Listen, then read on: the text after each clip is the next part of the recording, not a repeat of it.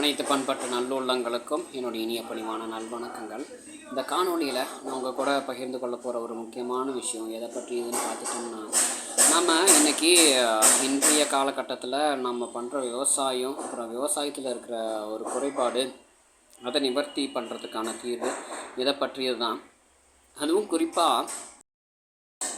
குறிப்பாக அதாவது நம்ம இன்றைக்கி பண்ணக்கூடிய விவசாயம் எல்லா இடங்கள்லையும் நம்ம பூச்சிக்கொல்லி மருந்து தெளிக்கிறோம், உரம் போடுறோம். இந்த பூச்சிக்கொல்லி மருந்து தெளிக்கிறது எதனால்னா, பூச்சிகள் நிறைய ஒரு இடத்துலேருந்து இன்னொரு இடத்துக்கு விவசாயம் செய்கிற இடத்துக்கு அங்கே பெருகி பயிர்களை நாசம் பண்ணுறதுனால தான். ஆனால் இந்த ஒரு குறைபாட்டை, இந்த ஒரு பிரச்சனையை நம்ம எப்படி சமாளிக்கலாம்னா, எங்கெங்கெல்லாம் அதிகமான பூச்சிகளினுடைய அந்த பூச்சிகளினுடைய தாக்குதல், அதனுடைய பாதிப்பு இருந்து விவசாயம் ஒரு சரிவடையுதோ அல்லது நலிவடையுதோ அல்லது அங்கே நஷ்டமாகுதோ, அங்கே ஒரு இது மாதிரி வலை மாதிரி அமைச்சுக்க சொல்லி என்னுடைய குழு தரப்பினர் கொடுத்த யோசனை இது.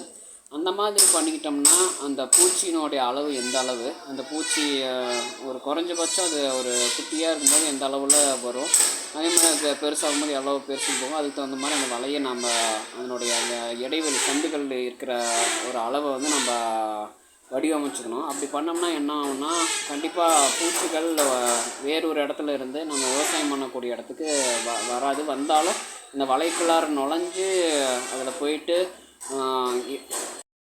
இந்த பயிர்களை தாக்குற மாதிரியான வாய்ப்புகள் குறைஞ்சிடும்.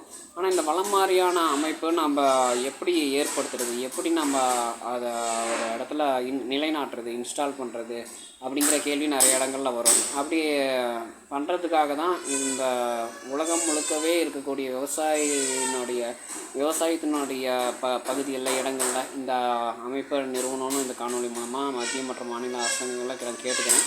உலகம் முழுக்கன்னா மற்ற நம்ம நட்பு நாடுகளிலே இந்த யோசனையை சொல்லி நம்ம பூச்சிக்கொல்லி மருந்து தெளிக்கிற ஒரு அளவை, அந்த வாய்ப்புகளை நம்ம குறைச்சிக்கணும். நமக்கு நாமே குறைச்சிட்டோம்னா அந்த பூச்சிக்கொல்லி மூலமாக ஏதாவது மனிதர்களுக்கு வியாதியோ அல்லது ஏதாவது பிரச்சனைகள் போகும்னா அதை நம்ம முன்கூட்டியே தடுத்து நிறுத்திடலாம்.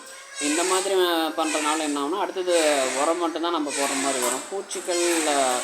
பூச்சிகளினுடைய எண்ணிக்கை பெரிய அளவில் குறைஞ்சிருச்சுன்னா அடுத்தது நாம் உரத்தை பற்றி கவலைப்பட வேண்டியதே இல்லை. நம்ம இயற்கை உரம் கூட நம்ம இயற்கை உரத்தையும் நம்ம செயற்கை உரத்தோடு கலந்து நம்ம அதை பயன்படுத்தி நம்ம மகசூல்னு சொல்லக்கூடிய விவசாய உற்பத்தியை நம்ம பாதிக்காத ஒன்றும் நாம் அதை பாதுகாத்தலாம்.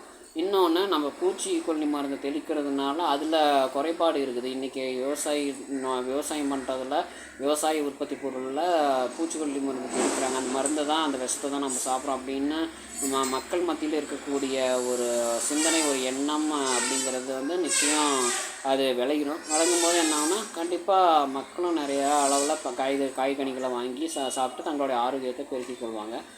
அந்த காணொலி உங்களுக்கு பிடிச்சிருந்ததுன்னா லைக் பண்ணுங்கள், கமெண்ட் பண்ணுங்கள், ஷேர் பண்ணுங்கள். மறக்காமல் யாருக்கெல்லாம் இது பயனுள்ளதாக இருக்குமோ அவங்களுக்கு தவறாமல் இந்த காணொலியை அனுப்பி அவங்கள பார்க்க சொல்லுங்கள். ஏன்னா இப்போ நிறைய விழிப்புணர்வுகள் ஏற்பட தான் நம்மளுடைய வசதிகளும் இன்னொன்று ஆரோக்கியமும் மேம்படணும்னு இந்த காணொலி மூலமாக நான் கேட்டுக்கிறேன். மறக்காமல் சப்ஸ்கிரைப் பண்ணிக்கோங்க. சப்ஸ்கிரைப் பண்ணினா தான் என்னுடைய அடுத்தடுத்த காணொலியும் உங்களுக்கு நேரடியாக உடனே கிடைக்கும். இல்லைன்னா ஒரு காணொலியை பார்த்துட்டு அது மூலமாக என்னுடைய சேனலுக்குள்ளே போய் இன்னொரு காணொலி எடுத்து பார்க்குற மாதிரி தான் இருக்கும். நன்றி, வணக்கம்.